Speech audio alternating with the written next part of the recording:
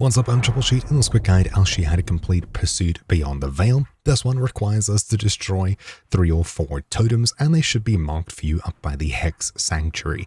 We'll need to make our way over here, and essentially we'll just be heavy attacking these structures in order to break them. The closest fast travel I've found is here, but I may as well just run. Now, I would recommend entering this area very slowly, as there are thousands of things you're going to have to fight in the area. If you rush into the center very quickly, it's going to be hard and you'll be overwhelmed immediately.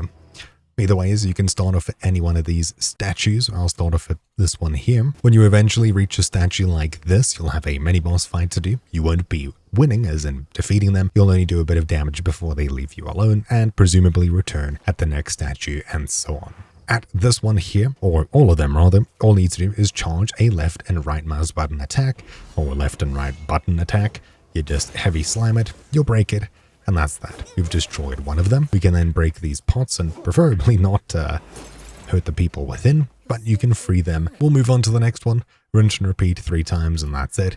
I don't even think I have to show you. You just run up, fight all the things there, and then eventually you just break the last pot like this. In fact, you don't even need to fight the things around you most of the time. You just need to smack the thing in the center and everything just drops dead. So that's probably how you're supposed to do it. That would have saved me a lot of time. Anyways, it's just more of the same, so hopefully you found this video useful. Thank you for watching. My name's been Troubleshoot, and I'll see you all next time. Ciao.